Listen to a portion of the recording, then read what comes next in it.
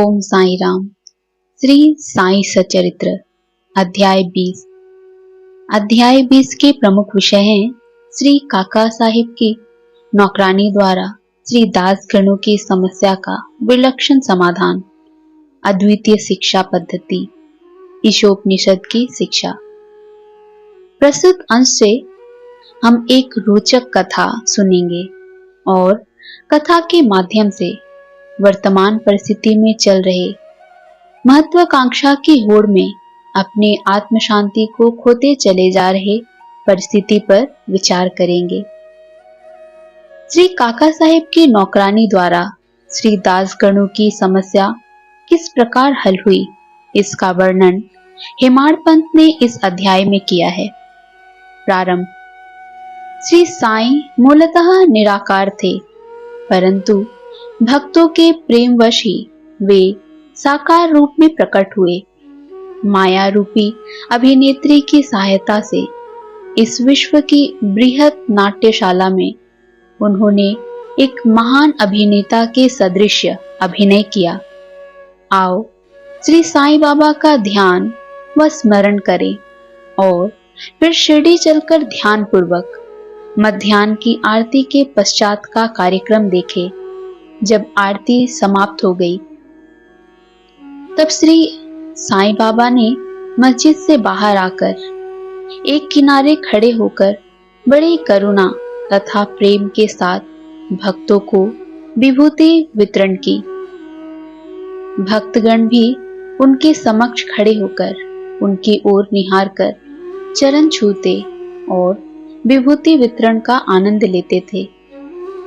बाबा दोनों हाथों से भक्तों को उदी देते और अपने हाथ से उनके मस्तक पर उदी का टीका लगाते थे। बाबा के हृदय में भक्तों के प्रति असीम प्रेम था। वे भक्तों को प्रेम से संबोधित करते, ओ भाव, अब जाओ भोजन करो। अन्ना, तुम भी अपने घर जाओ। बापू, तू भी जा और भोजन कर। इसी प्रकार वे प्रत्येक भक्त से संभाषण करते और उन्हें घर लौटाया करते थे। आहा, क्या दिन थे वे, जो अस्त हुए तो ऐसे कि फिर इस जीवन में कभी ना मिले। यदि तुम कल्पना करो तो अभी भी उस आनंद का अनुभव कर सकते हो। अब हम साईं की आनंदमय मूर्ति का ध्यान कर नम्रता, प्रेम और आदर पूर्वक उनकी चरण वंदना कर इस अध्याय की कथा का आरंभ करते हैं। ईशोपनिषद। एक समय श्री दास गणों ने ईशोपनिषद पर टीका लिखना प्रारंभ किया। वर्णन करने से पूर्व उपनिषद का संक्षिप्त परिचय भी देना आवश्यक है। Professor R.D. रानाडे का कथन है कि ईशोपनिषद एक लघु उपनिषद होते हुए भी उसमें अनेक विषयों का समावेश है, जो एक असाधारण अंतर्दृष्टि प्रदान करता है। इसमें केवल 18 श्लोक में ही आत्म तत्व वर्णन, एक आदर्श संत की जीवनी जो आकर्षण और कष्टों के संसर्ग में भी अचल रहता है, कर्मयोग के सिद्धांतों का प्रतिबिंब जिसका बाद में सूत्रीकरण किया गया, तथा ज्ञान और कर्तव्य के पोषक तत्वों का वर्णन है, जिसके अंत में आदर्श, चमत्कारिक और आत्म संबंधी गूढ़ तत्वों का संग्रह है। इस उपनिषद के संबंध में संक्षिप्त परिचय से स्पष्ट है कि इसका प्राकृतिक भाषा में वास्तविक अर्थ सहित अनुवाद करना कितना दुष्कर कार्य है। श्री दास गणों ने ओवे छंदों में अनुवाद तो किया, परंतु उसके सार तत्व को ग्रहण न कर सकने के कारण उन्हें अपने कार्य से संतोष न हुआ। इस प्रकार असंतुष्ट होकर उन्होंने कई अन्य विद्वानों से शंका निवारणार्थ परामर्श और वाद विवाद भी किया, परंतु समस्या पूर्ववत जटिल ही बनी रही और संतोषजनक भावार्थ करने में कोई भी सफल न हो सका। इसी कारण श्री दासगणु बहुत ही असंतुष्ट हुए।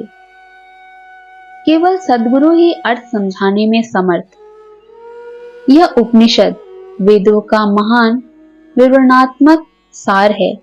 इस अस्त्र के प्रयोग से जन्म मरण का बंधन छिन्न भिन्न हो जाता है और मुक्ति की प्राप्ति होती है।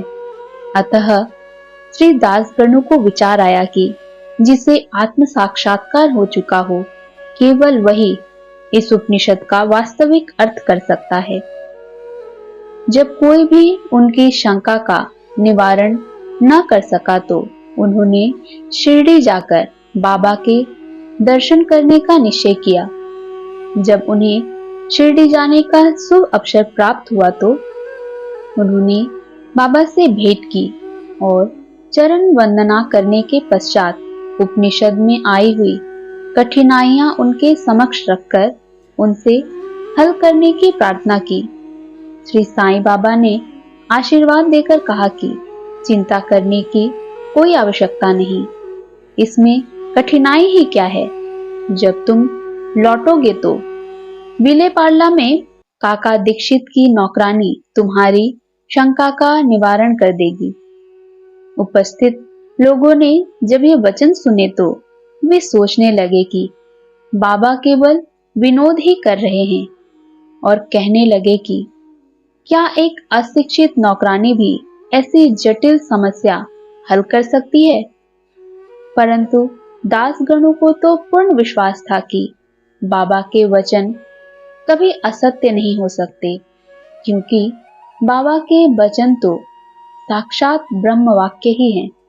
काका की नौकरानी बाबा के वचनों में पूर्ण विश्वास कर वे शिरडी से विले पार्ला में पहुंचकर काका दीक्षित के यहाँ ठहरे। दूसरे दिन दासगणु सुबह की मीठी नींद का आनंद ले रहे थे, तभी उन्हें एक निर्धन बालिका के सुंदर गीत का स्पष्ट और मधुर स्वर सुनाई पड़ा। गीत का मुख्य विषय था एक लाल रंग की साड़ी। वह कितनी सुंदर थी, उसका जरी का आंचल कितना बढ़िया था, उसके छोर और किनारे कितने सुंदर थे, इत्यादि। उन्हें वह गीत अति रुचिकर प्रतीत हुई।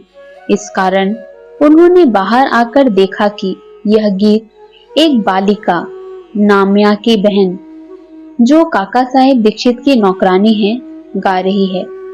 बालिका बर्तन मांज रही थी और केवल एक फटे कपड़े से तन ढके हुए थी। इतनी दरिद्र परिस्थिति में भी उसकी प्रसन्न मुद्रा देख श्री दासगणु को दया आ गई और दूसरे दिन श्री दासगणु ने श्री एम.वी. प्रधान से उस निर्धन बालिका को एक उत्तम साड़ी देने की प्रार्थना की। जब राव बहादुर एम.वी. प्रधान ने उस बालिका को आकर्षक साड़ी दी, तब एक क्षुधा पीड़ित व्यक्ति को जैसे भाग्यवश मधुर भोजन प्राप्त होने पर प्रसन्नता होती है, वैसे ही उसकी प्रसन्नता का पारावार न रहा। दूसरे दिन उसने नई साड़ी पहनी और अत्यंत हर्षित होकर नाचने कूदने लगी एवं अन्य बालिकाओं के साथ वह फुगड़ी खेलने में मग्न रही। अगले दिन उसने नई साड़ी संभालकर संदूक में रख दी और पूर्ववत फटे पुराने कपड़े पहनकर आई। फिर भी पिछले दिन के समान ही प्रसन्न दिखाई दी। यह देखकर श्री दासगणु की दया आश्चर्य में परिणत हो गई। उनकी ऐसी धारणा थी कि निर्धन होने के ही कारण उसे फटे चिथड़े कपड़े पहनने पड़ते हैं, परंतु अब तो उसके पास नई साड़ी थी जिसे उसने संभाल कर रख लिया और फटे कपड़े पहनकर भी उसे गर्व और आनंद का अनुभव करती रही। उसके मुख पर दुख या निराशा का कोई निशान भी नहीं था।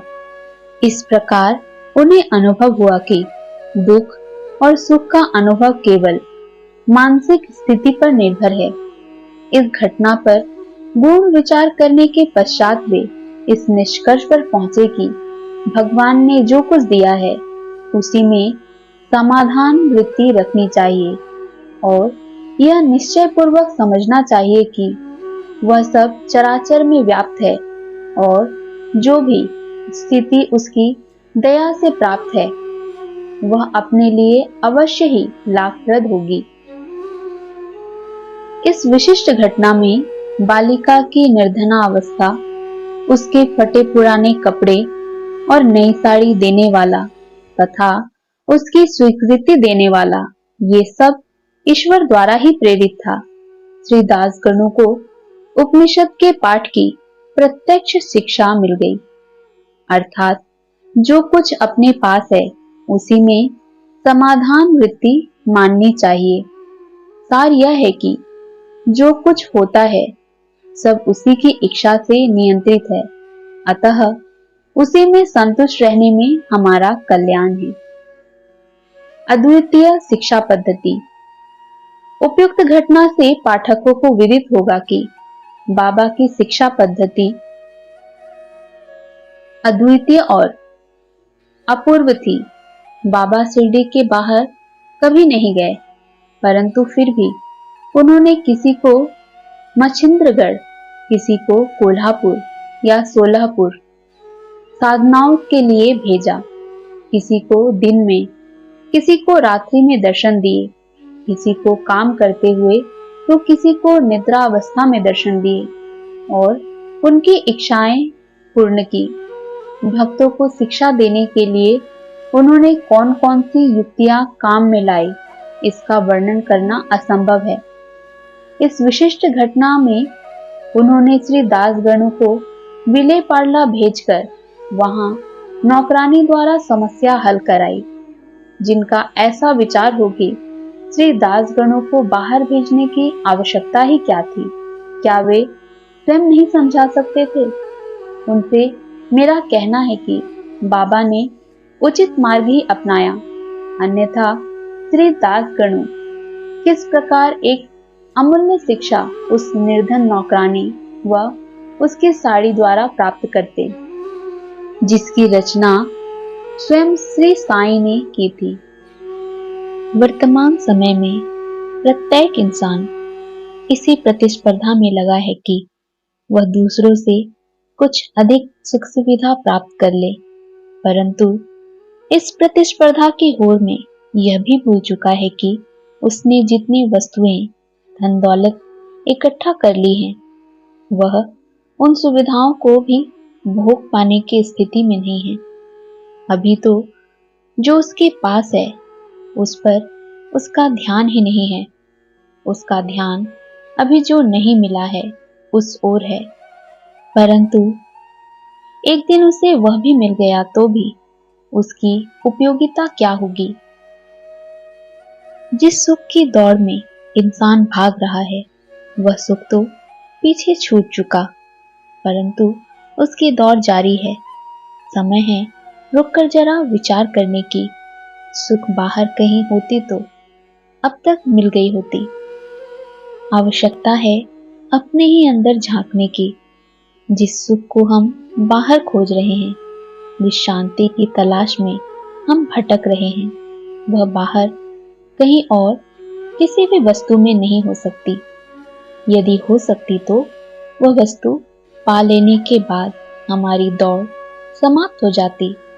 विचार करें, क्या कारण है कि एक संत स्थिर शांत हो जाता है जहां है जितना है उतने में, परंतु सांसारिक मनुष्य भागता ही रहता है जीवन पर्यंत। संत ने अपने ही अंदर खोजा और पा लिया। जिस क्षण पाया उसी क्षण वह स्थिर हो गया, परंतु सांसारिक मनुष्य क्यों भागे जा रहे हैं? क्योंकि उन्होंने रास्ता गलत पकड़ लिया सुख तथा शांति को पाने की। ओम साईं राम।